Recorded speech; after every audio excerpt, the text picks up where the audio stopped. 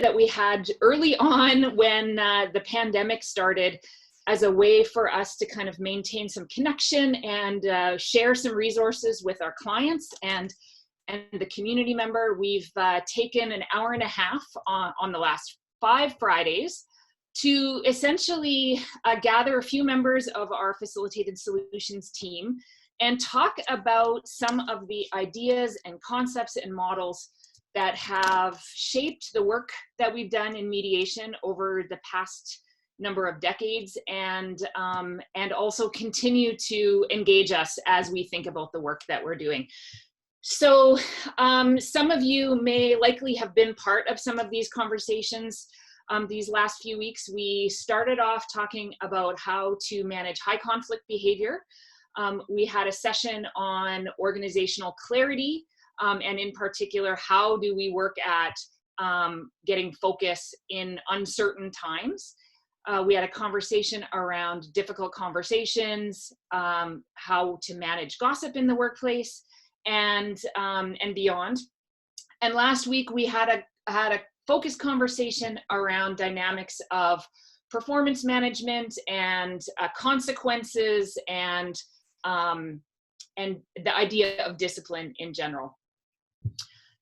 Next week, we're going to be looking at a bit of a different format, and we'll talk a little bit more about that at the end of the session today, but just to give you a bit of a heads up and a preview, the conversation that David Falk is going to lead us next week is around building trust in team in times like these. So how do we look at building trust and developing kind of a cohesive team in the middle of a pandemic when we're doing a lot of our work remotely. So that's our conversation next week. Today, we're tackling the idea of leadership and conflict management in the era of MeToo.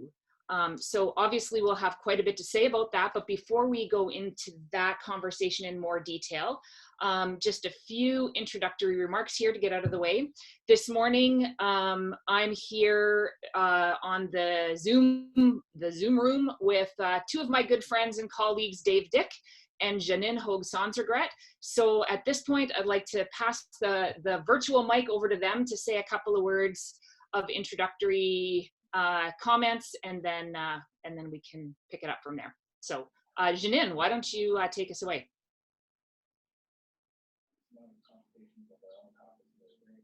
Janine. And you're muted. Okay, sorry. Hi, everyone. Glad to be joining you today. I am one of the associates at Facilitated Solutions. I work in the workplace mediation program as well as the family mediation program, which is mainly divorce and separation mediation, but also other family disputes. And so, yeah, I'm really happy to be here and looking forward to the conversation. Dave. Hi, my name is Dave Dick. I see some familiar faces from last week and people that I've met in the past, as well as a few maybe new faces. Thanks for joining us. The thing that I don't like about Zoom is that I get to see my face, and especially since some of my colleagues, I won't mention any names, were making fun of my hair this morning, which I tried to flatten down now. I'm a bit more self-conscious, but that aside, and all kidding aside, yeah, I work as a partner here with Facilitated Solutions. I've been doing mediation since 1991, and I've been working as a partner at Facilitated Solutions since 2003. And besides running the business with David Falk and Sandy Coop-Harder, I primarily work in workplace or non-family applications, although I have occasionally gotten to that stuff as well. So, excellent. Thanks. So Dave is going to be our sort of primary content person today. My name's Sandy Coop-Harder. I'm the business manager here at FS and one of the partners, as David already mentioned. We work together with David Falk, who's been really involved in a lot of these conversations on Fridays to date, and he gets the week off this week, but I think he's here in the woodwork somewhere. So he'll talk a little bit at the end about our next week's session. In addition to the core team of Dave, David, and I, and Janine, we also work together with Eleanor Moore as an associate as part of our core team, and Charlene Gunter as our administrator extraordinaire. So Dave and Janine have already highlighted that we provide specialized services in 2 areas, workplace and family, mediation, conflict management training, etc. If you're curious to learn more about what we do and how we do it and who we are and all that good stuff, there's lots of information on our websites. You can check that out. We have 2, workplaceconflict.ca overviews the work that we do with businesses and organizations, and familyconflict.ca is our family services. I plan to put all the links from today's material up on our website, including a recording of the session. So you can take a look at that there. That will be on our workplace site. Also, if you have any questions or comments during today's conversation, don't forget we have a chat box there in the corner. We're happy to take your questions and comments. And if we don't get to all of them, we will find a way to, you know, write a blog post or send out an article or something that will compile some of your questions and comments into a resource that we'll share back with the rest of you. So I think that covers off intro comments. So Dave, why don't you take it away? We're talking about leadership, conflict management, and Me Too. Right on. That's a big topic. And yeah, I'm excited to engage with you on this today, along with Janine and Sandy. And as you know, our bias, maybe I'll just, last week we were talking about discipline. I think we named it crime and punishment as a kind of catchy reference to Dostoevsky, and try to get your attention as we talked about reparation and restoration, or reprimand and restoration. And so you'll know that our bias is, wherever possible at Facilitated Solutions, our bias is, try to restore the situation, try to make things right. Now, I realized that I was frozen up last week a lot. So the basic gist of it is, when one person hurts another person, instead of hurting the person who did the hurting, the idea is that the person who did the hurting is obligated to try to help rectify the situation. That's where there's a harm. Obviously, where there's conflict, and we'll talk more about these terms in just a little bit, you can also look to restore comfort and functionality into a relationship that's been, plagued by conflict, that's become dysfunctional. But our bias, as I was saying, is towards restoration where possible. But this week takes us into a tricky area, because we want to talk about what does that mean in the context of the Me Too movement, and really maybe more to the point, what the Me Too movement has pointed us towards, which is the recognition that there are situations where people sometimes act out disrespectfully, aggressively, violently. They use their power in abusive ways, and it's maybe not necessarily immediately appropriate to bring those parties together. That's a part of what the Me Too movement is about, but it's also about kind of rectifying those situations. So I want to jump into that a little bit more now. So I'm going to do a screen share with you if I can. Hopefully you can see that. There's the lovely partners and associates that Sandy was just talking about. But I want to talk a little bit about this Me Too business. So here you see some of the features of that Me Too movement. It was David Falk was reminding me that there was a person by the name of Tarana Burke who kind of started this movement and made the first post of this nature. So you see some of the things listed on the screen there, and we will make this power slide deck available to you afterwards. So don't worry about if you didn't catch quite all of this, but there are some of the features, right? Power over dynamics, gendered kind of dynamic, often a powerful man or men with a systemic power, using that power to control or abuse women, well, not exclusively women, but that's a primary focus. Recognizing the pervasiveness and the history of this as part of the movement, breaking silence on it, confronting systemic privilege, male privilege and sexism, and calling out abusers is a part of this, right? And there's a reference that you can follow up with this on, or you can look up Tarana Burke's name and there's a good article there that David sent me from The Guardian that traces that history. Do want to say though, today, we're also going to be, talking about this, as I said, beyond the Me Too, and I'll say more about that in a minute. I do want to just quickly define a few other terms in our title here. So there's the term conflict management, and I also want to talk about harm. But conflict management in the workplace involves the practice of being able to identify and handle conflict sensibly, fairly, and efficiently. Managers or leaders need to address conflict in the workplace with timeliness and professionalism. And you see the little image there of the leader or would-be conflict manager, resolver, standing between the parties with sort of equal connection. The parties are the same size. It kind of assumes a relative balance of power. And it assumes that maybe destructive behaviors have not necessarily taken place. We'll say more about that in a moment, but we at Facilitated Solutions do not see conflict and harm as synonymous. Conflict and combat are two different things. You can have a conflict without doing people harm. But we also know that harm does arise in the workplace. So the role of leaders is to reduce harm in the sense of safety first. When there's harm reduction, we want to eliminate the harm, stop the harm, and reestablish safety and well-being as soon as possible. So here you have the leader's role is identifying harm has occurred, ensuring that stop that behavior, ensuring both those who have been harmed, if there's a clear harm that's been established, as well as those who did the harming are treated fairly, but that there's also accountability for the aggressor.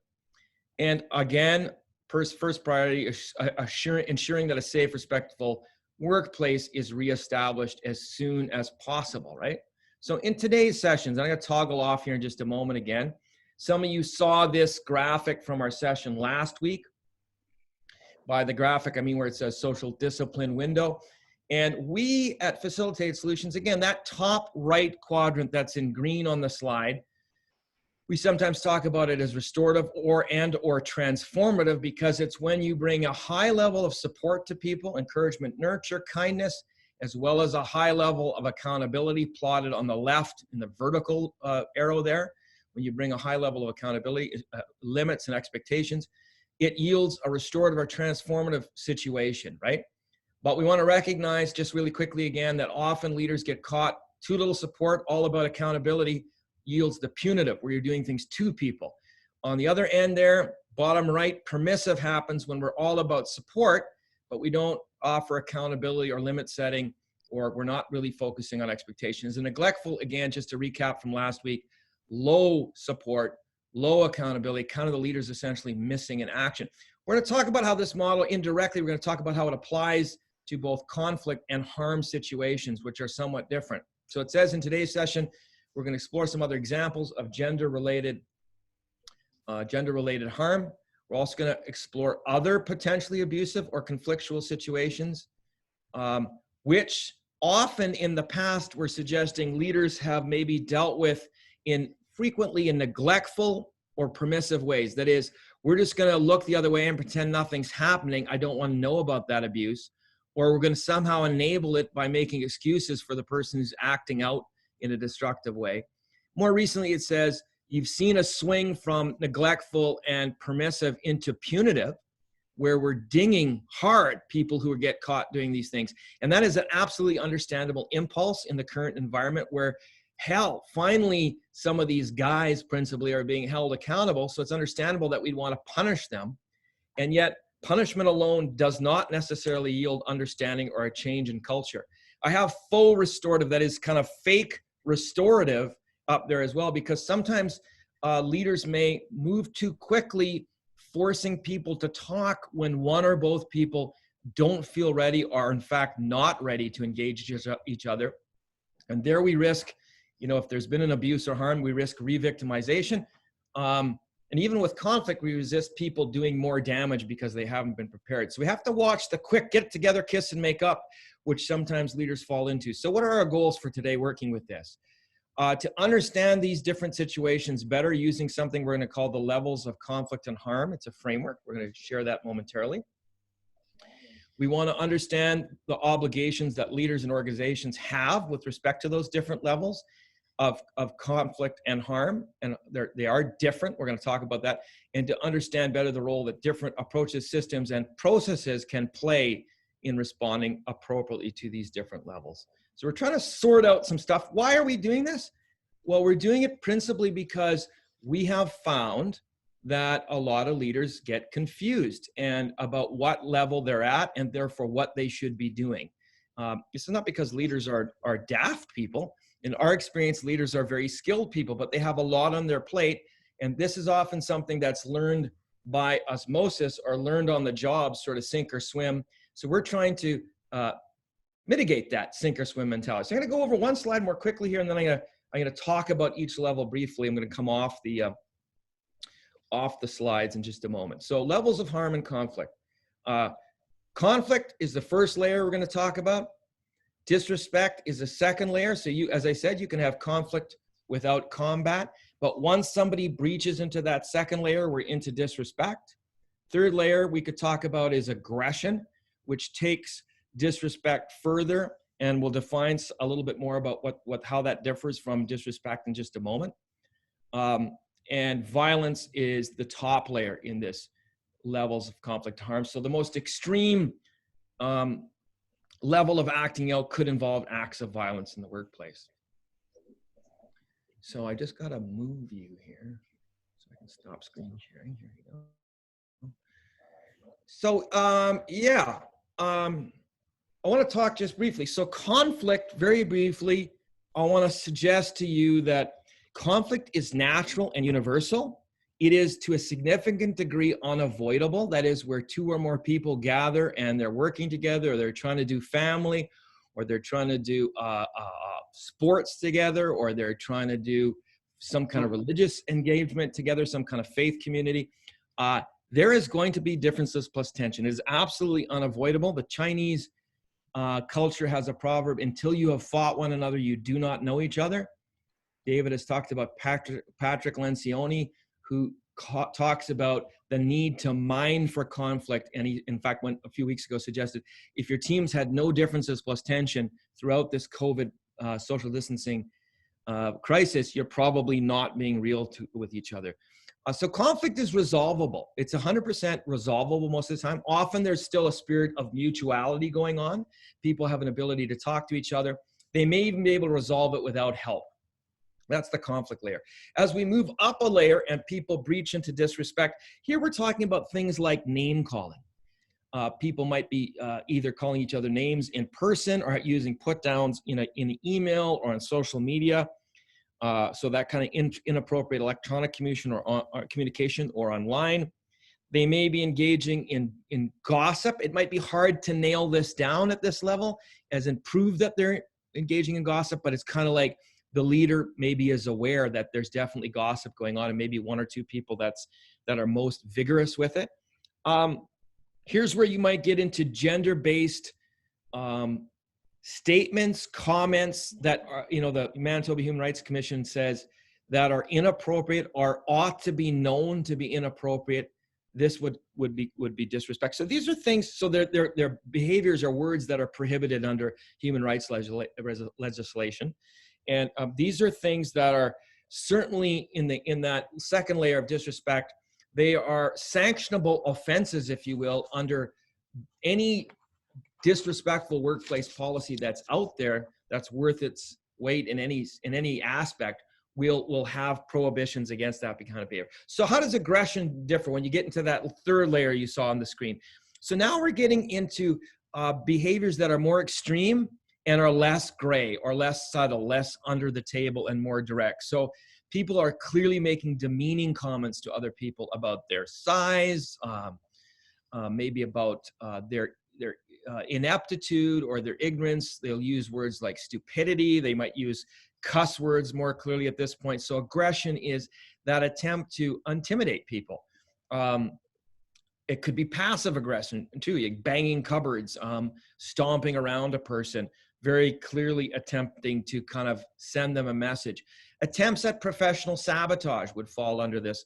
If you can document particularly somebody trying to rally the troops, get other people on board against this person, and people will witness to that person A is trying to kind of destroy the reputation of person B in a variety of ways, we're into aggression. Or you've heard this word a lot in the last 10 to 15 years, bullying. So bullying in online or in person involves, again, a deliberate attempt to demean others. There may even be subtle threatening gestures, but aggression, again, absolutely falls outside of the level of what's acceptable. It's certainly sanctionable under respectful workplace guidelines, or often the values of a corporation or organization will dictate that people need to conduct their work and interact with each other with respect. So aggression, that third layer, involves the violation of those norms. So again, if you can prove it, it's sanctionable or punishable, if you will, under that those workplace. It's subject, in other words, to progressive discipline. It may even be considered unlawful from a societal standpoint, so to be subject to prosecution in that sense. More unusual at the level of aggression. So lastly, we have violence, that top layer that we talked about. So this is this includes things, it probably includes conflict. It may have been nascent or simmering conflict that was suppressed. Often I find that people who strike out violently do not have the skills or the confidence to address conflict at a productive level. But often it's been simmering there. There may have been acts of disrespect, words or emails written, and there may have been acts of aggression often that precede this act of violence. So by violence, I mean, physical contacts, intentionally bumping into, everything from intentionally bumping into a person to hauling off and punching a person, which unfortunately happens in the workplace. Other more subtle forms of assault, maybe the destruction of physical property, theft, stealing things, stalking. Those are all things, stalking a person. And of course, uttering threats, including threats to kill, and we've seen that in the workplace, or attempting to injure or kill someone would obviously be at that fourth level of violence as well. So these are the four layers that we were talking about on that screen. And I want to just invite my colleagues in here quickly to each share an example of each of these levels. So I'm going to turn it over to Janine right now, who's going to share a story about that first level of conflict or an example or illustration. Yeah, thanks, Dave. So I have an example of two colleagues that worked in a design department, Morgan and Julie. They had very different strengths. Morgan was a bit more of a visionary and liked to kind of take risks and try new things. Julie paid a lot of attention to detail and cared very much if they were meeting their customers' needs. They also had different sort of work and communication styles. Morgan was quite direct and matter of fact, and Julie was very relational and cared kind of about how things were said and the larger context of conversations. They were getting quite close to a deadline for a particular project that they were working on. Morgan became frustrated and he made a comment holding kind of the document that they were reviewing and said, "This isn't good enough," and tossed it down on the table. When we eventually met him, we learned that he was quite disappointed in himself. He felt like he was steering the team in kind of the wrong direction with his original vision. And Julie felt particularly targeted by his comment in that meeting and felt that she was being criticized because they were reviewing some of her most latest sort of details and additions to the project. And she kind of snapped back at him and went on a bit of a rant about how she didn't feel valued and how she was sort of done with this, and she stormed out. So that was sort of the particular conflict or exchange between them in that meeting. Thank you, Janine. So I hope you can see why that would fall under the category of differences plus tension equals conflict. It's definitely conflict. I don't think it meets the threshold of what we might call a MeToo moment involving certainly abuse or disrespect.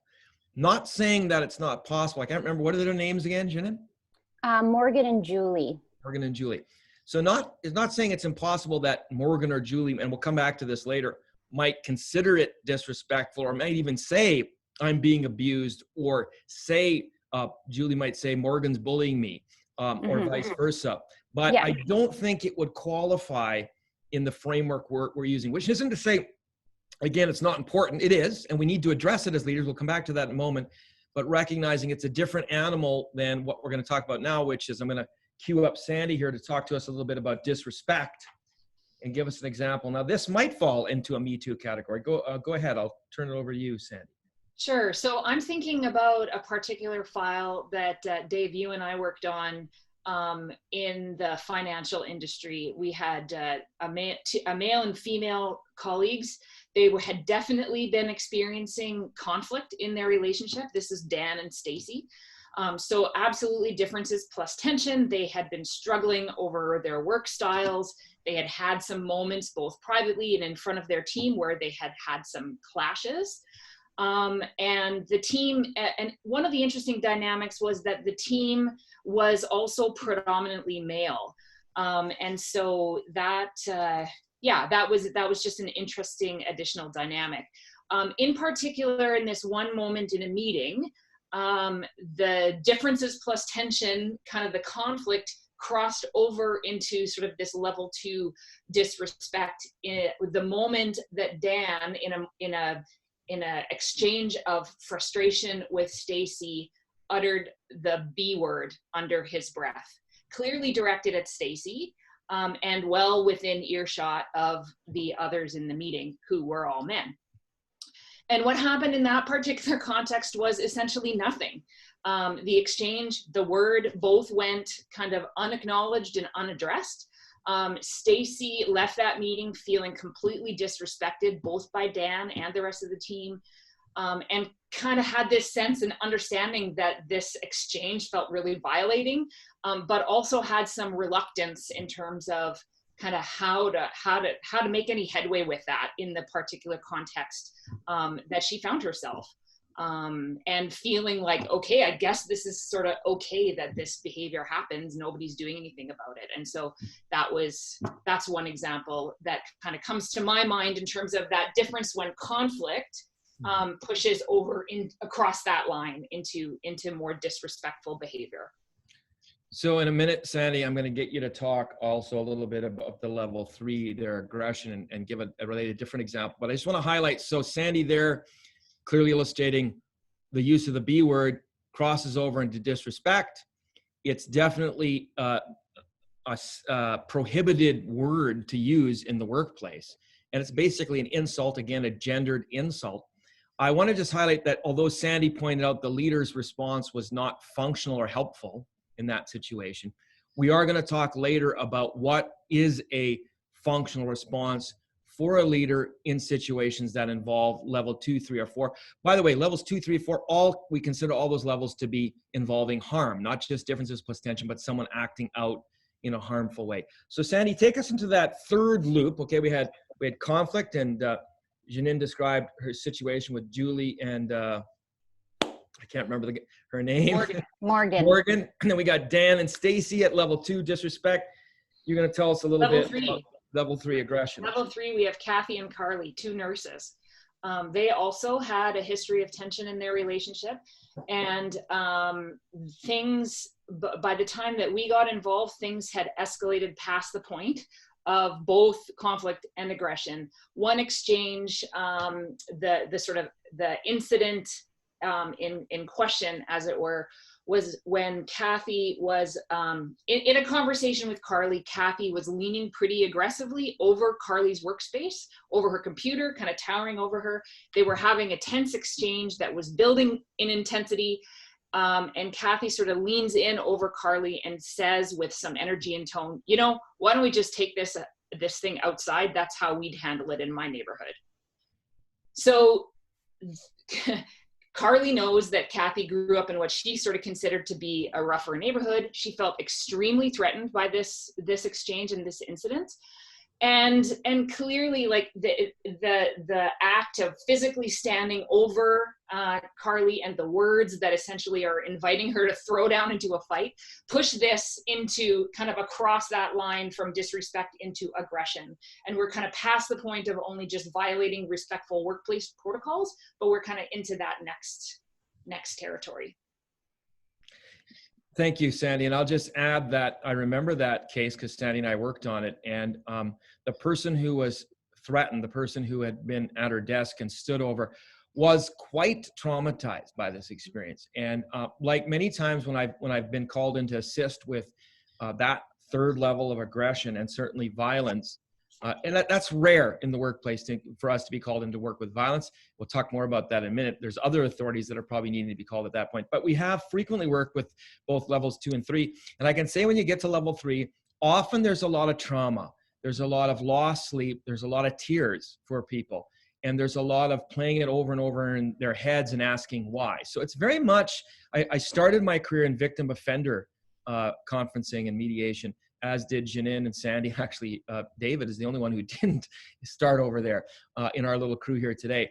But again, those dynamics are very familiar to me because when I worked in those situations with criminal justice applications, you'd see the tears, you'd see the lost sleep, and you'd see that fundamental question of why your sense of order and the predictability, your sense that people are basically decent and relatable, those pillars get knocked out from under you when you're at that third level of aggression. So how much more when you get into the fourth level? So that fourth loop, when you breach into violence, as I said, this involves destruction of property, uttering threats, physical contact, perhaps assaults, possibly throwing objects.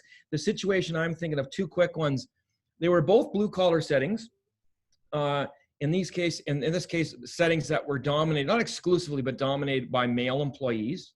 And in one setting, I heard a tale that one of the men on the team was alleged to have tried to drive over another guy with a truck. And I will say, when I talked to the driver, he didn't really deny it. He didn't confess it, but he didn't really deny it, or he didn't deny it in a compelling way. Needless to say, that was extremely impactful on that team, though you might think it would be more than it appeared to be. Now, I find that interesting because I find in male-dominated workplaces, men are maybe more or less likely to acknowledge the level of fear or trauma that they have. But it was clear to me as I worked more with that outfit, there was over 40 employees there, that there were a lot of people in kind of a trauma or kind of a semi-trauma state at least. Another example involved in another setting where there was equipment on site, there was a workstation where various tools could be used for both. You could make arrangements to create something personal. The place was rife with conflict and probably moments of disrespect and aggression that occurred before this. But one employee was believed to be using the equipment to craft a weapon in the workplace. And I mean, if you were crafting a weapon where everyone was totally chill and the relations were good and trust was high, people might believe, well, he's just doing this for hunting or personal purposes. But there was a great deal of fear that weapon was meant to send a message, and implicit was a threat of violence.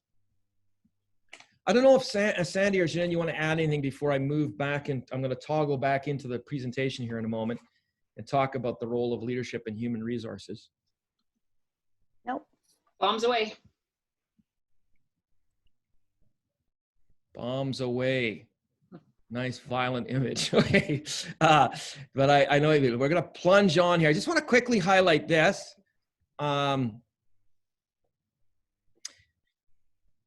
We're not going to talk about these layers today, but they're underneath conflict. There's often personal issues.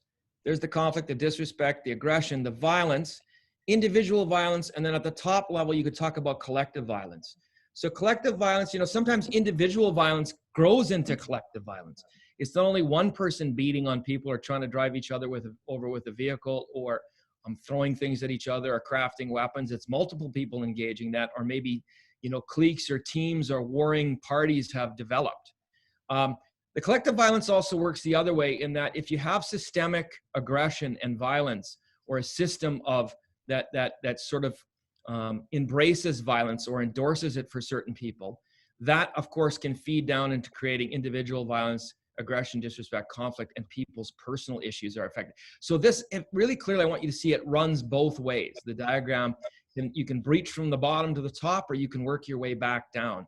My colleague David was mentioning before we got on here today, I hadn't even seen or heard the news, but there was a gentleman, or person I should say, a young man who killed someone, a sex trade worker, yesterday here in Canada in a massage parlor, who cited the incel movement. I don't know if you know what the incel movement is, but my understanding is basically a movement of men, mostly young men, who are celibate but not by choice, and very much encourages a kind of misogynistic or blame women for this trouble that they have. And it's very disturbing, and it's not the first time people have acted in the name. There's a young man in California a number of years ago that I remember, that acted out in this extremely violent way. And specifically, David pointed out, the guy yesterday cited, both of those guys cited the incel movement. So a collective mindset of violence that endorses the right of men to control and, if need be, act violently against women. That has a direct impact on this person acting out. And probably before that resulted in him being aggressive and disrespectful to people. I'm not saying these people are monsters. I suspect they're working with a very limited tool set, and underneath, surface skill issues are always deeper issues. But we're not going to tackle all of that today. It's just to recognize there is a larger purview or field of vision that comes into play when you start looking at that. To come back to this model, right? This more simple model of four layers. Talk briefly about the role of leadership, HR. So your role, if you're a leader or you work in human resources, we're saying, is to draw on organizational values and culture and your personal skills, your personal or training to facilitate proactive, respectful management or resolution of conflict. That is a big part of the role of a leader, right? When I say draw on workplace values, I'll give you an example. Here's the Manitoba Liquor and Lotteries value statement. It includes what they call their 5 C's. So they're going to be caring, committed, collaborative, creative, and customer focused. They're 5 C's, kind of catchy, easy to remember.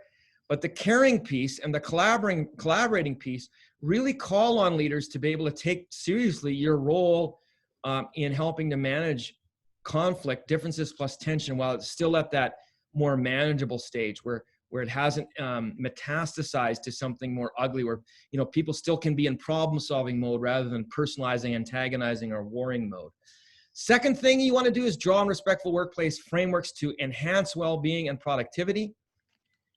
You can also draw on respectful workplace frameworks to limit aggression. But here I want to just highlight that respectful workplace frameworks generally our policies aren't only about the absence of certain things. They are also about the presence of other things. So the absence of violence and aggression, disrespect for sure, but also the presence of trust, goodwill, collaboration, the ability to problem solve. So respectful workplaces is also about having the presence of things, not just the absence. And leaders and HR people are asked to do that. Thirdly, you are expected to draw on investigation and or progressive disciplinary structures to protect vulnerable people and enforce basic standards. That is a role as well that leaders have to play. We're gonna link these things momentarily to the various system or the various layers. And finally, you need to discern when to act on the need to involve external authorities, that is power over, to investigate and prosecute. So let me just say, even level 3 sometimes involves the use of power over, but it's leadership and organizational leverage, whereas level 4 means you're calling on authorities, most likely the police would be the most obvious example, to power up and use basically impositional or coercive power to investigate, prosecute, and limit the damage, further damage people can do. So hopefully this is making some sense. Before we get into the role of leaders, I just want to quickly link back and say at this level, okay, you could say those 2 pieces that I talked about, drawing on values and drawing on respectful workplace to facilitate addressing conflict and grow healthy well-being, that all happens at the conflict stage for sure, and possibly can be invoked to deal with disrespect. But once you're into disrespect and certainly into aggression or violence, you're going to be more likely as a leader to need to draw on investigation or progressive discipline procedures or even external authorities before you can rightfully consider or helpfully consider the use of those softer tools. And I'm not saying, we'll talk about this because of course in real life, there is no theory that matches up to the messiness of real life, and neither does this one, because there are examples that end up crossing the boundaries. But I think it's useful, again, just reiterate, the higher you get up into those more severe levels of harm, the more likely you need to use impositional or coercive power to investigate and sanction it before you could explore the more sit down and let's talk it through approach. So at this point, I want to talk though about the conflict piece, specifically the role of collaborative or restorative processes in addressing level 1 conflict. specifically the role of the leader. A number of you are leaders, or you aspire to be leaders, and I'm going to talk about the role of the leader here is to stand between, and we could think of the teeter-totter image, but I'm going to ask Janine at this point, I'm going to toggle off of my little presentation here and ask Janine to give us an example of a teeter-totter stand between moment and the role of the leader in addressing conflict.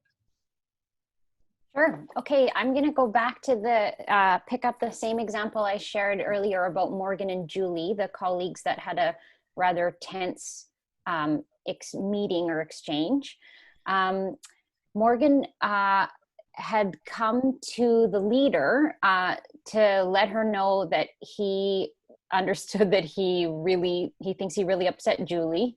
He made a stupid comment and Julie left, and now he's worried that she doesn't even want to work there anymore, and he thought they had a pretty good thing going, so he was pretty nervous. So the manager went to check in with Julie. So she approached Julie, and Julie vented quite a bit about Morgan's particular comment in the meeting, but also how there's other times where she feels a bit shut down and feels like he wouldn't talk to male colleagues that way. And she was pretty frustrated. So the leader but she also heard Julie say that, you know, she was scared to work with a different team or to leave and find a new job, and that she didn't want to leave. So she sort of stood between them and supported both of them, like Dave's image of standing at the center of the teeter-totter. She listened to both of them. She encouraged them and coached them. Good image, Dave. And encourage both of them to talk about not only that exchange, but what led up to it, and their work styles, and how they could kind of plan to work together in a more productive way or a healthier way. She didn't minimize Julie's concern to say, oh no, Morgan respects you. It's not about you being a woman. Or like, she didn't speak for either of them. She just kind of supported them to have a conversation, and got some external help to do that. Excellent.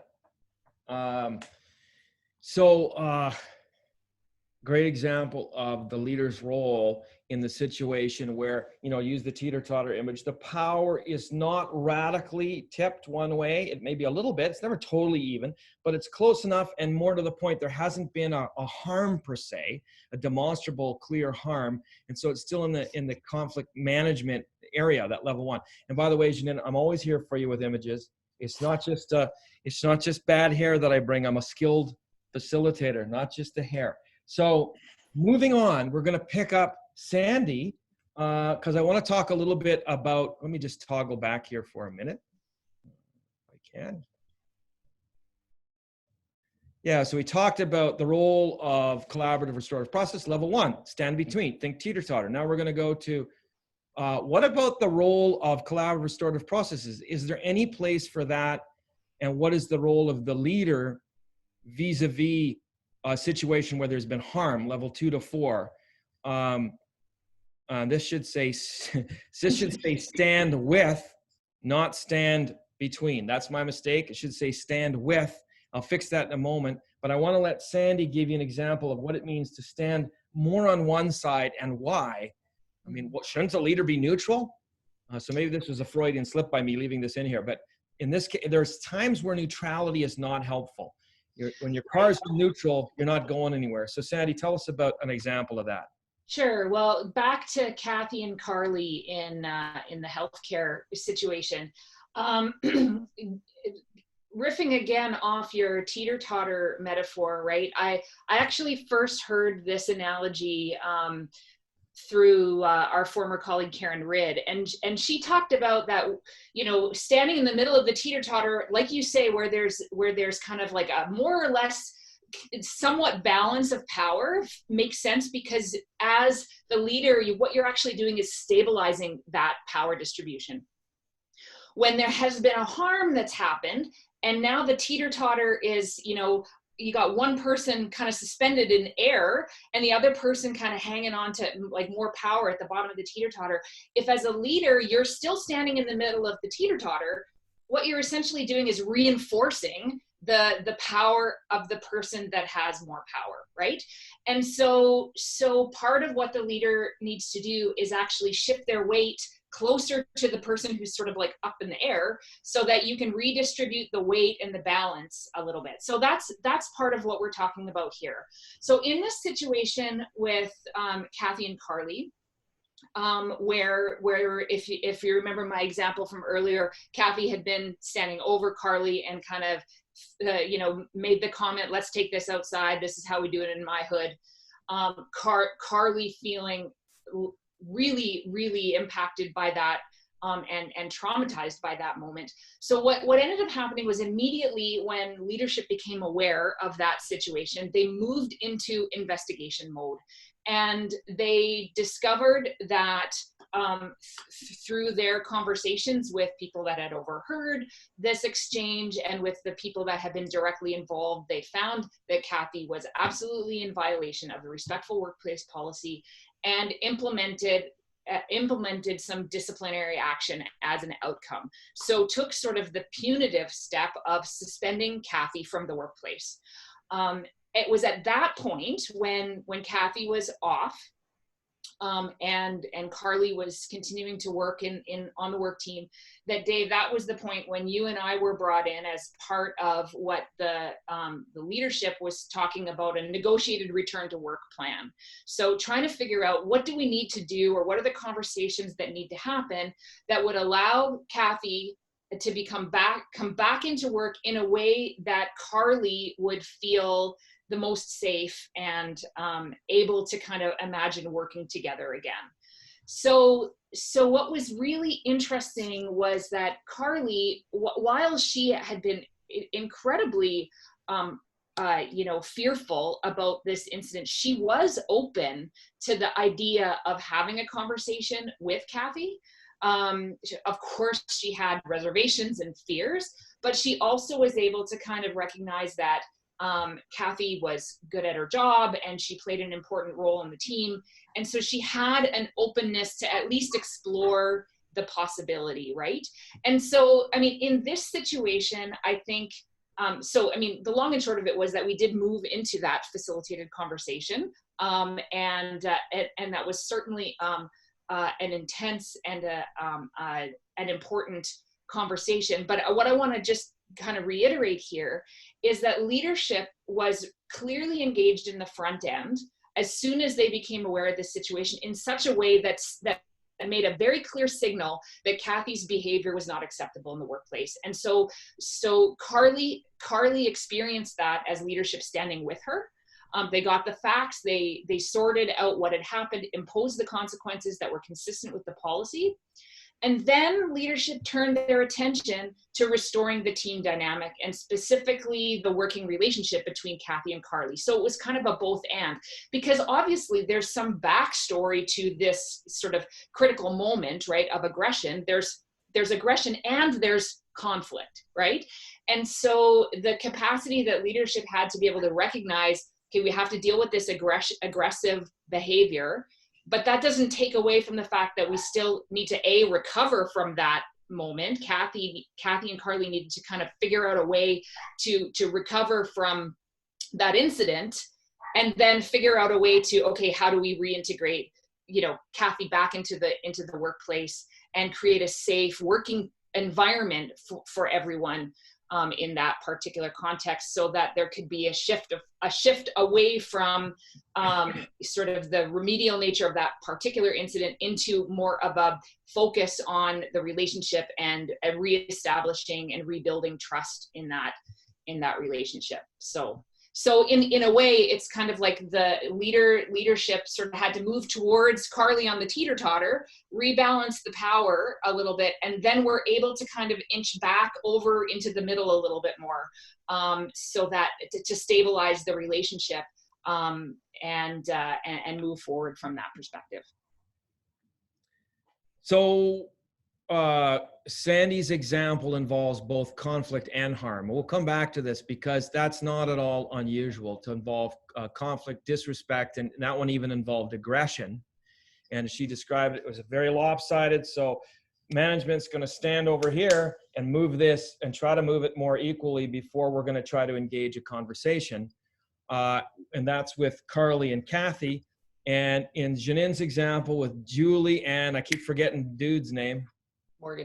Morgan. That one was more even-handed from the beginning. We can safely engage dialogue more quickly. Just want to say that the purpose of collaborative restorative processes, a process like mediation, is somewhat different in those two situations. So with pure conflict, just going to give a couple of highlights, and this will be in the package if you want to pick it up later in the screen, in the PowerPoint slide. Slide deck.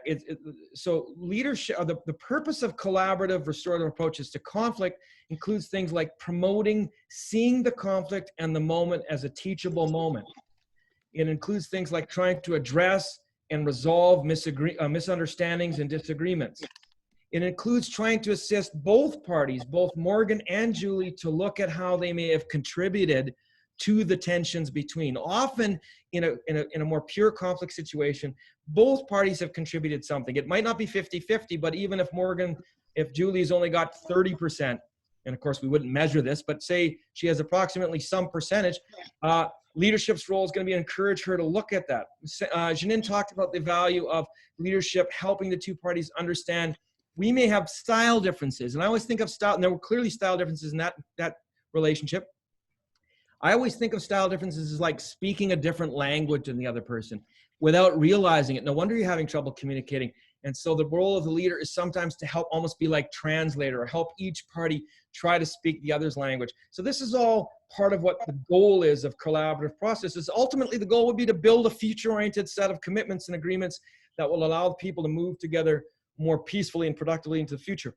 Whereas in the situation Sandy described with Kathy and Carly, especially that act out of making a threat to violence, the purpose of collaborative discussion, even if we get there, is a little different. It's assuming immediate safety concerns have been addressed.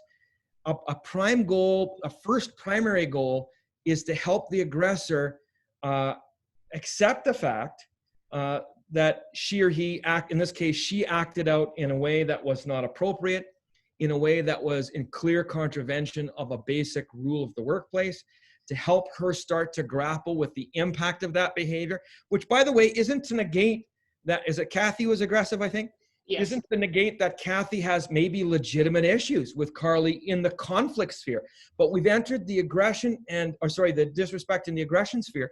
So we really have to coach with and work with, and quite honestly, assess whether Kathy has the capacity to own this, see what was wrong with it, and even be curious about what her thinking may have been that allowed her to act out in that way. The therapists and the people who work in criminal justice will some say needs to be willing to explore her stinking thinking and understand that that was a part of what happened here. And then maybe we can talk about things like repair, recovery, reparation, healing between these two parties. So we'll talk more about the order, because that time it went suspension, imposition of consequences, then we were brought in to do the mediation process, the more restorative process. And certainly there's a logic to that.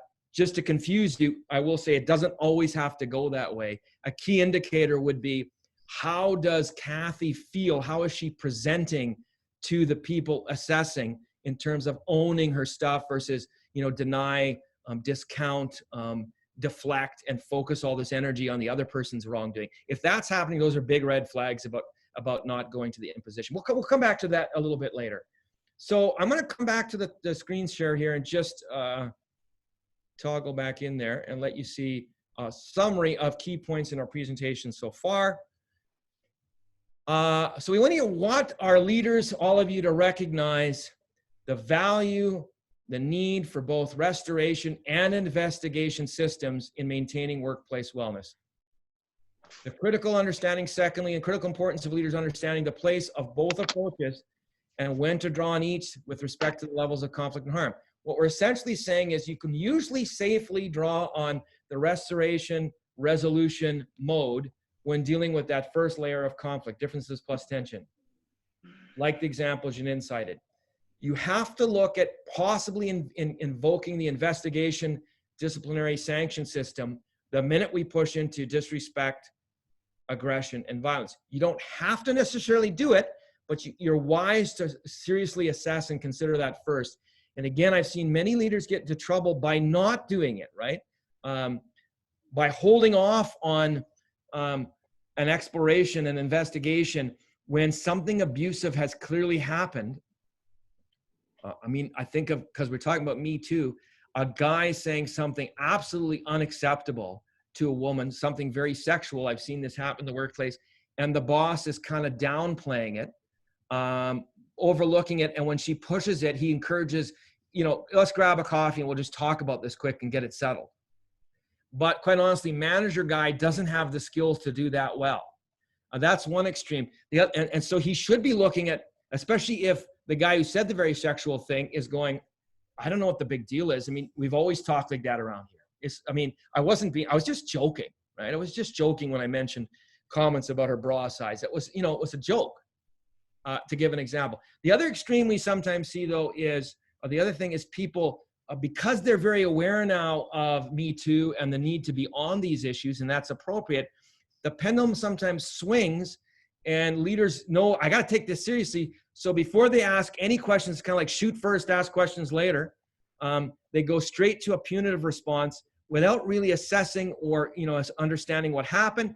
Sometimes a person makes a joke and they really don't, and it's not quite as grotesque. Like, hey girls, how you doing? How you girls doing today? And, you know, he likes to call them cowgirls or something like that.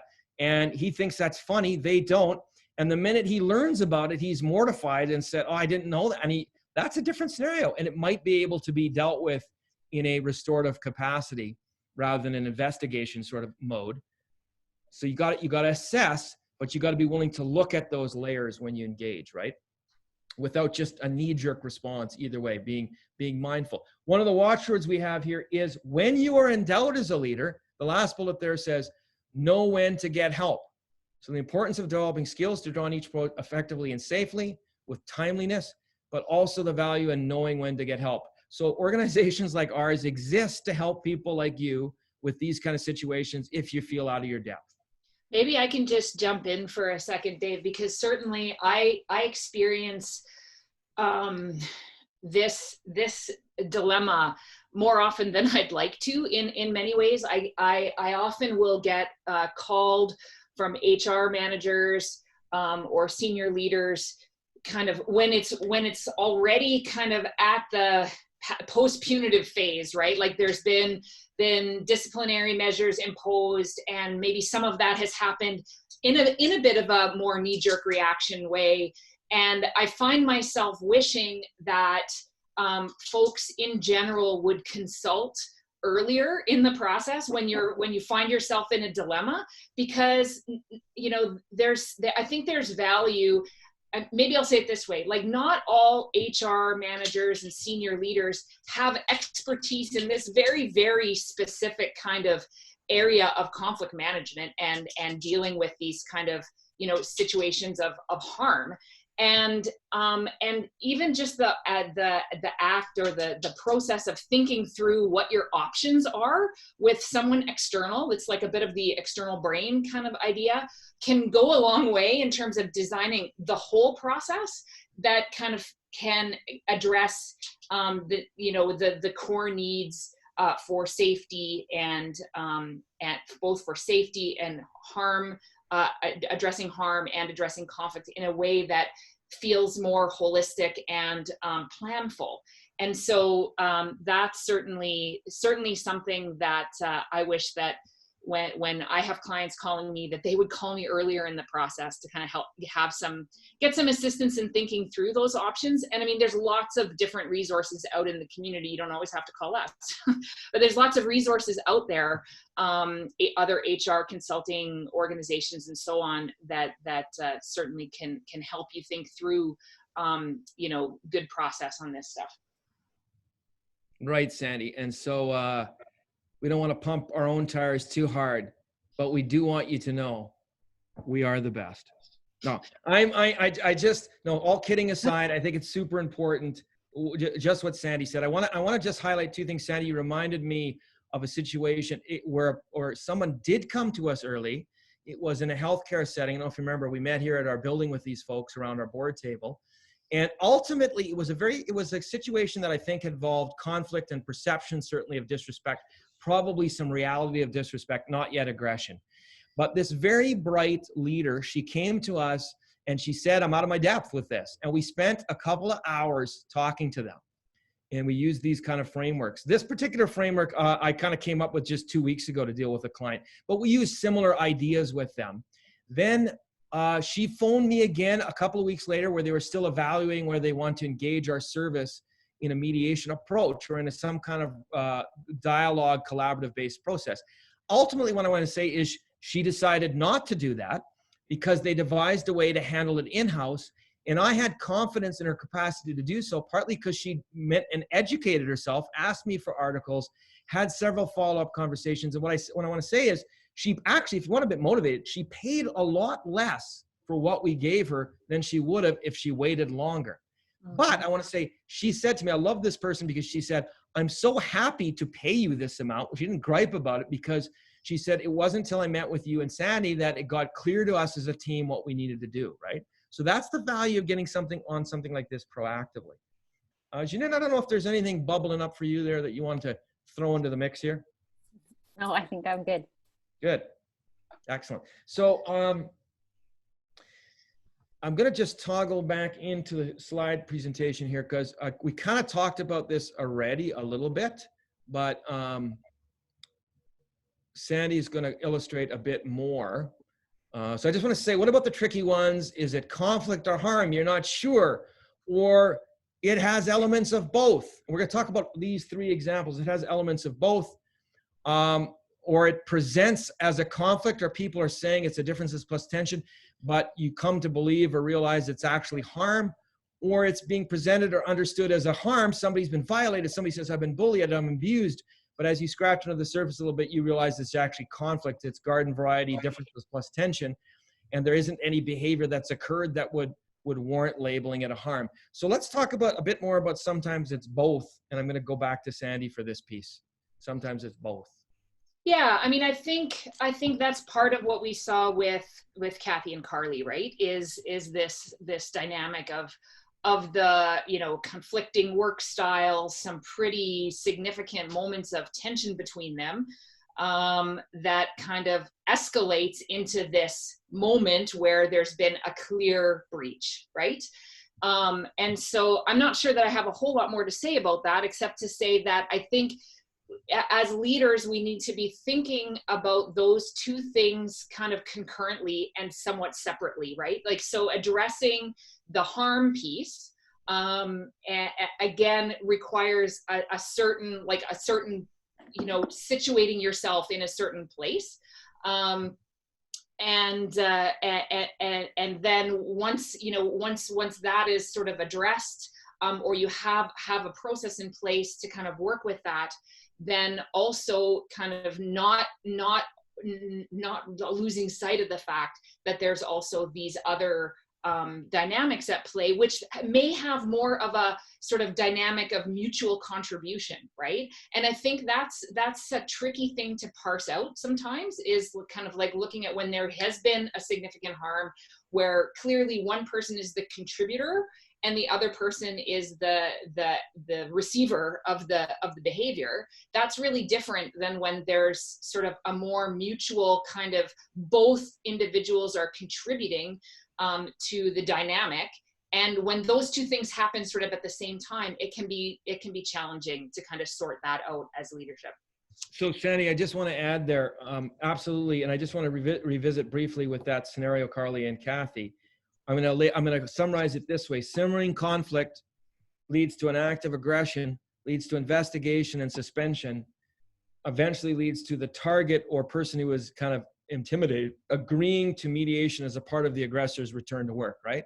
And yeah. I mean, that's a decent way to flow. I just want to acknowledge that, or say that when I say it's both and, there is a case sometimes to be made for exploring with the parties earlier whether they would like to use a mediative, collaborative, supported conversation process to see if they can't resolve things, or at least address them, and then make an informed decision as leadership, depending on how that plays out, whether they also need to impose a sanction formally of some kind, like a suspension.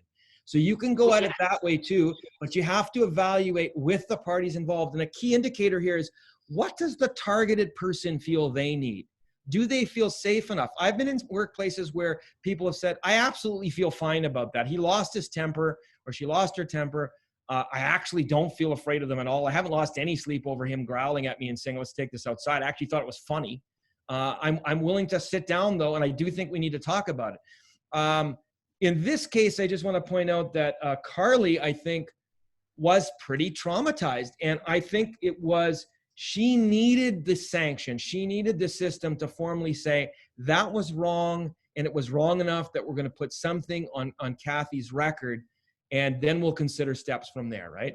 And so one of the watchwords of these restorative processes is usually start with the person. If it's someone's clearly been victimized, start there. What are their needs? I mean, it's not like they dictate to you what you're going to do, but that's a prime data source that you want to explore. What does that person need or feel they need before you engage a plan? And again, if you're not sure, seek out some help from some expertise if you're not sure how to manage all that, if that feels like a bit overwhelming.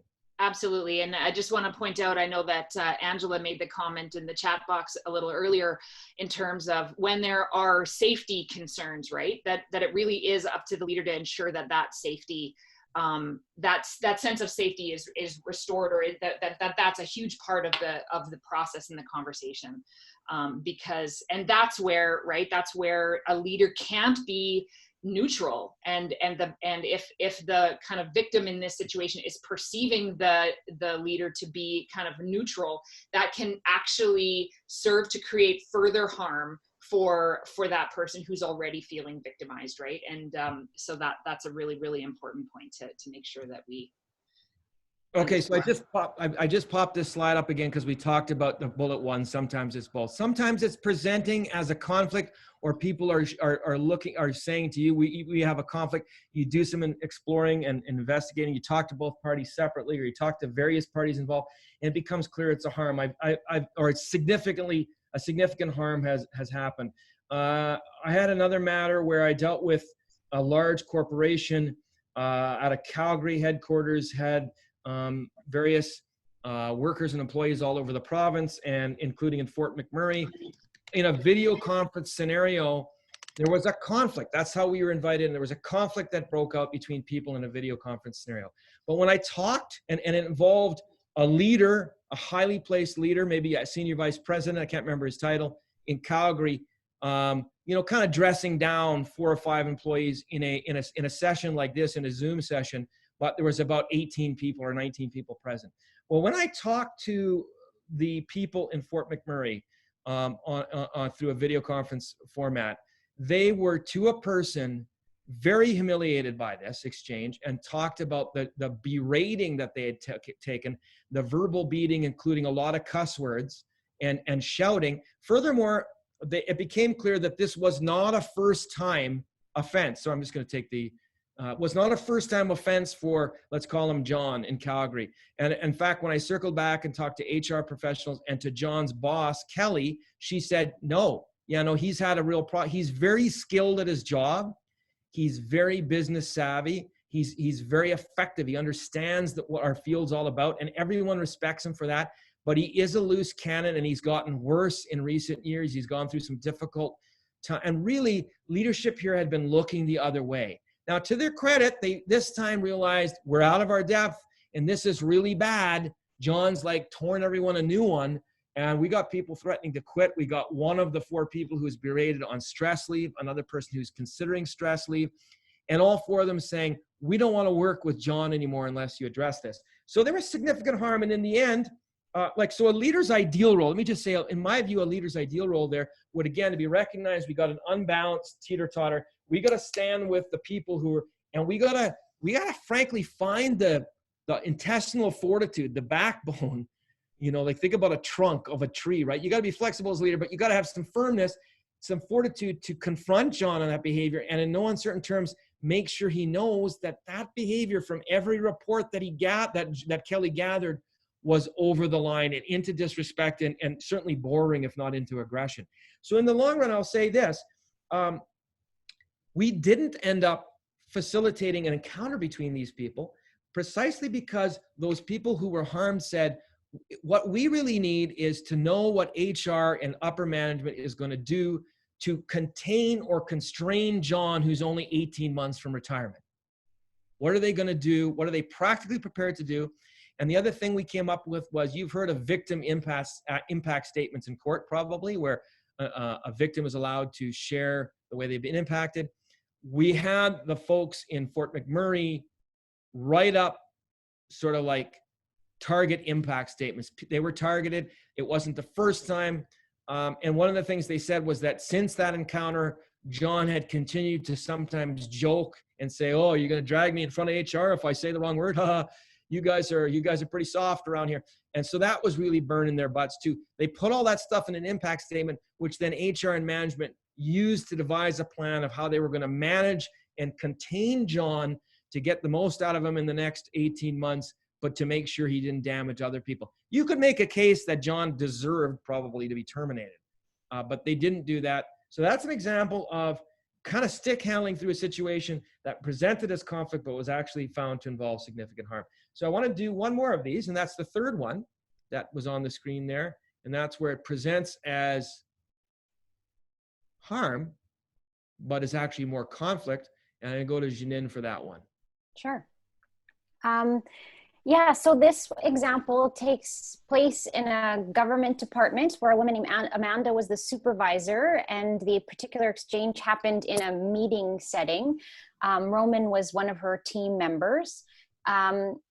He shared a suggestion in their sort of brainstorming phase of a project that some folks felt that the idea or the plan he had was not really respectful to women.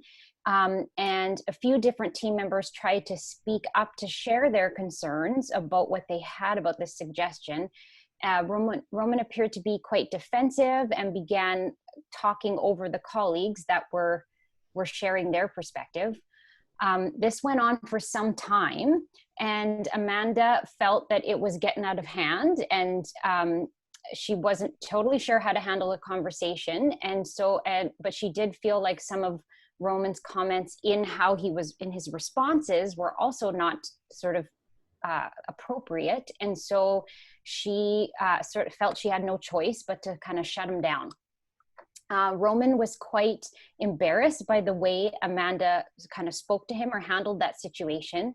And he believed he should have never been spoken to that way. And he also thought that Amanda wouldn't have spoken to a white person that way. And he felt that folks were not really seeing his original suggestion or proposal because that his idea or his plan was not white enough. And so he felt that there was some racism going on and just felt incredibly disrespected. And so he approached his leader, and the leader ended up calling us for some tips or support because she had listened to both parties. And in the end, we kind of helped her bring together a process where we coached both parties to kind of come to the table.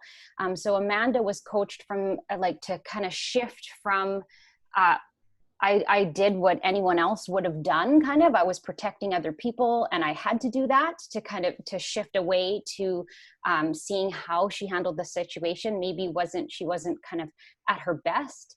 And then Roger was also, first there was a lot of kind of listening to help make sure that he felt heard.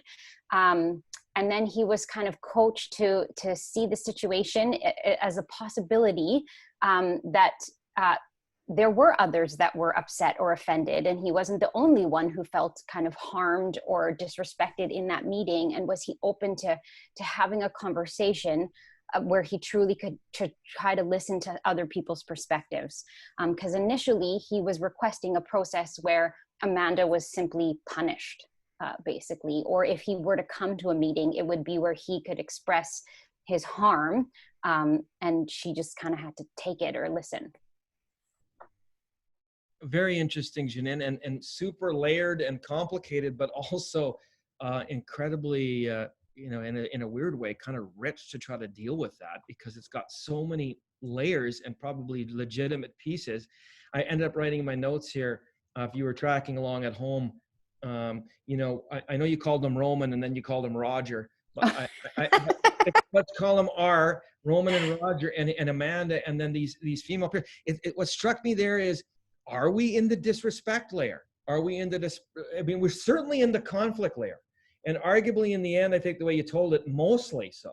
But there is perceptions of what's perceived to be real will be real in its consequences. And I'm not saying it's not true that the women were experiencing Roman as possibly a bit inappropriate and sexist, exercising his male privilege. Meanwhile, he feels like they're exercising their white privilege, and they could both be right. That's the complicated thing here. But the question then becomes, how do you manage this? And Janine, that's a brilliant example of how a leader sought out your help and you were able to help coach her. Let's do a reality check with Roger/Roman. And, this isn't going to result in just in Amanda getting dinged, but let's also leverage Amanda, like put some healthy pressure on her to say, you know what, I think this is worth a conversation about tone and tenor and how that all went down.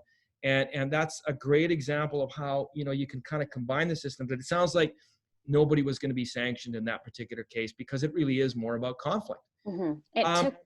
It took Roman quite some time to kind of even agree to come to the table to participate in that type of meeting.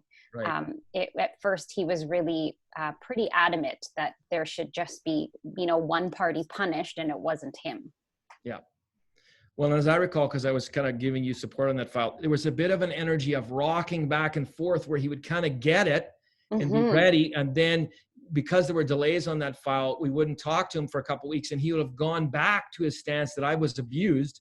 This is about disrespect and aggression, and she should just be punished for it, right? So and I felt for you on that one, because you were having to go back and forth to kind of get him there and support him several times.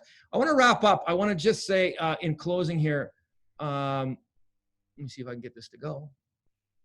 Yeah, so all that said, if you feel a bit out of your depth again, we're advising you to get external help, professional conflict management help, prior to assessing the situation, and certainly prior to devising a plan if you're feeling out of your depth. And that's not assuming you will, right?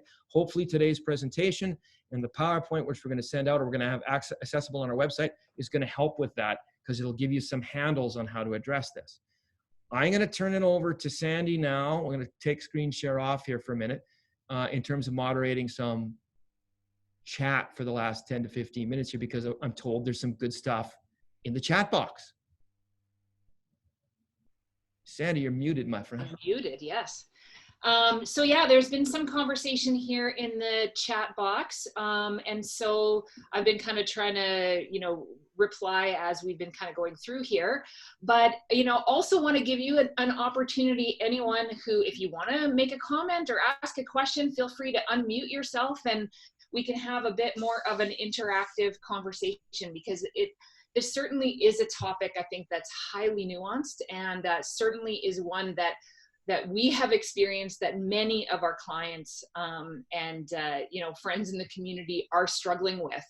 How do we look at these kinds of conversations and figure out a good way forward that both honors the honors your policy, honors the people involved, and has good, strong outcomes. So maybe I'll take a couple of questions here from the chat box. One here is a question from Greg, and he asks if there are structured tools that we can share on how to assess this power imbalance at the beginning of an assessment. How do you know where to move on the teeter-totter? That's a good question. I think one of the in terms of structured tools, and I'll maybe take a crack at a first response, and then Dave and Janine, if you want to chime in, feel free. I mean, we're essentially dealing with an interest. This model that we presented today literally was developed like less than a month ago. I think it was 2 or 3 weeks ago, when Dave and I were working on an active file that actually had a lot of these dimensions to it. And as we were working with the leaders in that organization, Dave actually kind of sketched out this schemata as we were working with this client to help us try to make sense of where the issues were, and where they breach sort of from one level to the next. So the short answer on your question, Greg, is that we don't actually have a structured tool to assess this, because this is still such a new idea for us that we're working with in this kind of context. Dave? Can I weigh in there? Like, yeah. Yes, I want to say yes and no to that. Like I do want to say, yeah, the first tool I would suggest is using that layered levels of conflict and harm tool to kind of ask yourself very concretely. And again, there's indicators, and I'll put this more detailed description of each of those 4 levels in the PowerPoint. I'm in the process of writing up a more extensive, I'm going to put it in an article format that lays out those indicators. But you got to watch for those indicators. I mean, if somebody's called someone else an asshole or a bitch, excuse my language, we're probably into disrespect. If someone has gotten up in another's face and said, you want to take this outside, we're probably into aggression. If someone has dumped, I had a case where a guy took all the stuff on another guy's desk, pushed it into the garbage. It went out into the BFI overnight. And that's a kind of a low but still violent situation, right? So you're layering for that. The other thing I'd say quickly is check out the name Mayor Dugan, D-U-G-A-N, Mayor Dugan, and her nested theory of conflict, which is the same loops that you're going to see in the thing that I presented today. But she talks about a conflict incident, and that's nested within dysfunctional relationship, which is nested within subsystems that are unhealthy, policies and procedures in an organization or in a culture that are unhealthy, which is nested within a big system or structure, kind of a larger kind of, if you will, ideology that's feeding into that. And I think what she suggests is look for the power dynamics in a situation too, right? Like if one party has significantly more power and the other party is expressing fear, that's another tool or a lens that you can use to assess a situation. Janine, you want to add anything there before we move on? Yeah, no, I would say just to pay attention to, it's not uncommon for people to really feel like the matter is in the harm category, when it might be a bit more of a misunderstanding kind of level. And so you want to be careful to not minimize how they're feeling, but also be firm as an employer of, no, I'm not going to fire this other person, or no, that this doesn't kind of meet this criteria for someone to be reprimanded in this way, but I do want you to have a chance to share the impact and kind of move forward. I think it's interesting because absolutely, I certainly, Janine, can resonate with that experience, right, where we've seen leaders do that. I've seen where leaders either overreact or also underreact, right? And so that's the tricky piece, right, is in terms of trying to figure out, okay, and I guess that's where the careful assessment piece comes in. For sure, because I think both of those are equally dangerous and equally, kind of typical, to be honest. Yeah. I just added in the corner there, if people say he's bullying me or she's abusing me, which they do say, and sometimes it's quite honestly a leader doing performance management, it's super helpful to say, and not in a cross-examining way, and this is where some of the skills come, you validate the emotion, you support them, but at some point you're saying, relatively early on, can you elaborate on that? Tell me more. I'm keen to understand. Tell me some examples where you have felt abused or where a person has been bullying you. And I find folks, not infrequently, it gets pretty thin at that point, right? And it gets to be more like, I feel really upset about this, right? Which isn't to say that it's not real, because we know from MeToo, it is real. But person should be able to tell you something that would fit into one of those top 3 layers to qualify. Sandy, what else you got there in the chat box that you want to pick up on in our last few minutes here? Yeah, I'm just doing a quick scroll through here. I think most of this stuff has been addressed in one way or another. Feel free, if you've got a question or a comment that you want to throw into the mix. We've got 4 or 5 minutes or so. Feel free to join the conversation if you like.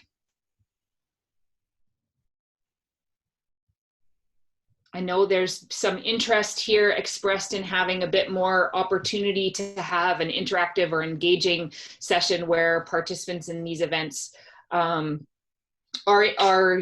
connecting with each other. And certainly that's something that we can look at for one of our sessions coming up in terms of seeing if there's a way. It's always a challenge for us in these contexts in terms of managing time and making sure that we have enough time to cover the content that we need to, and also, you know, recognizing that it's not always easy to make that engaging with people directly. So that's a learning piece for us, maybe to figure out, and maybe possibly in a longer format too.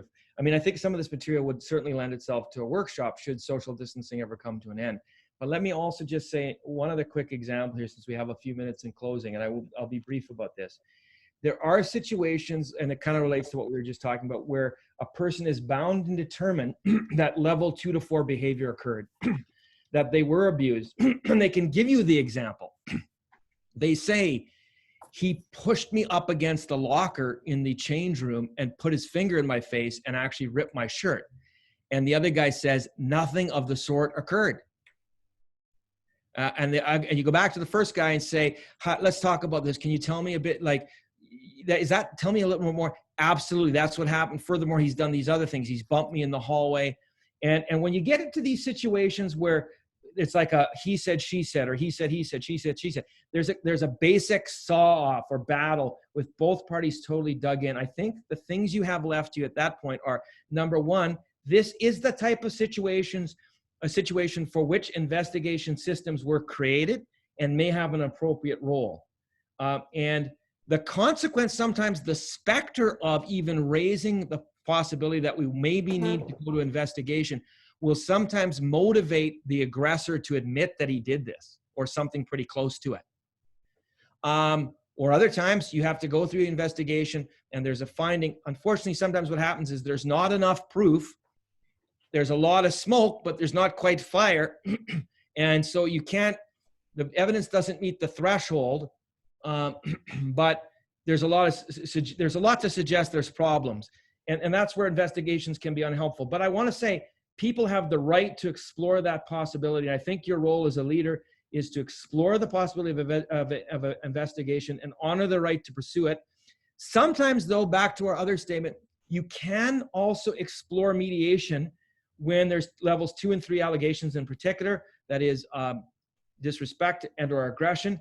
But again, it's going to be very difficult to prove it. And we're in a he said, she said situation. And in between option between the two is to explore the parties' comfort with a collaborative, maybe a restorative approach.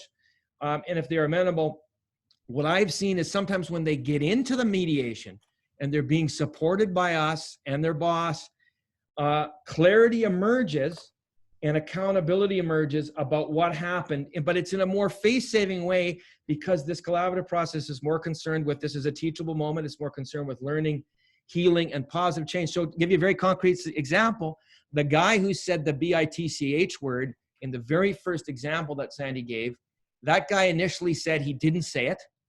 And there were other guys who said, I don't know, I couldn't quite hear. And she said he absolutely said it. And he eventually admitted to me that he said it.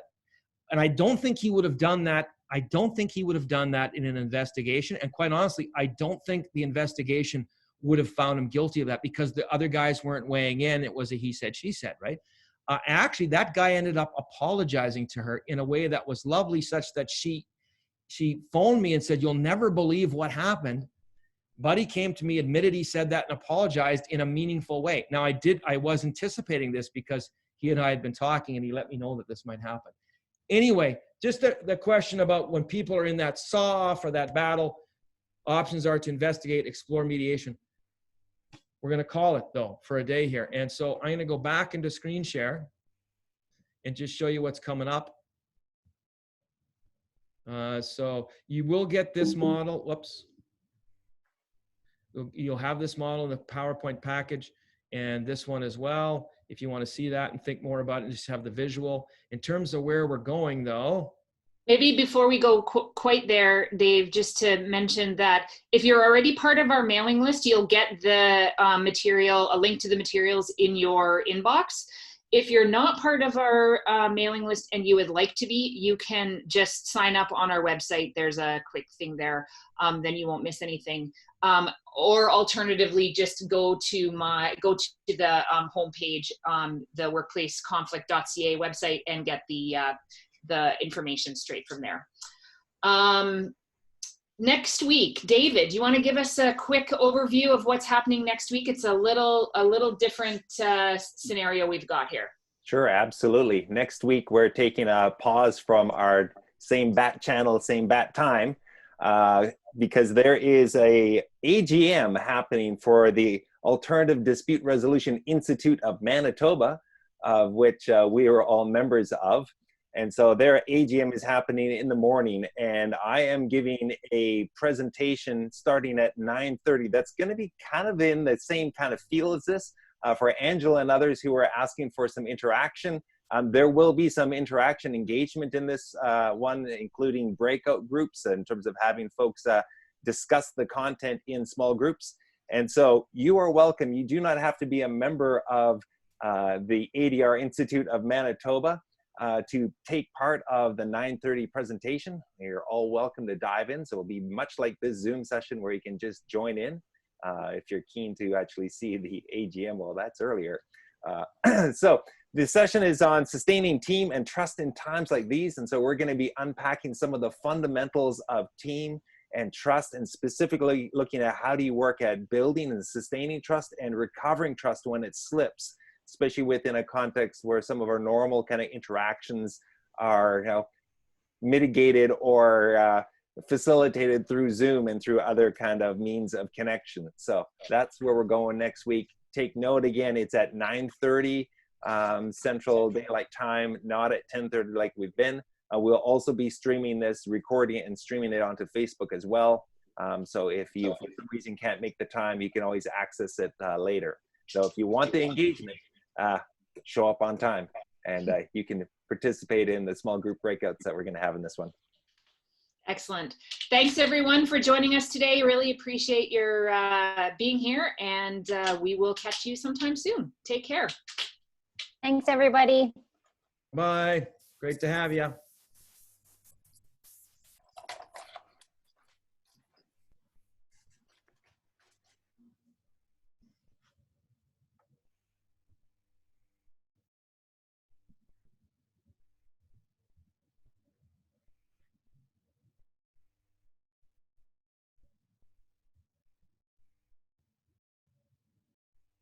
Yeah.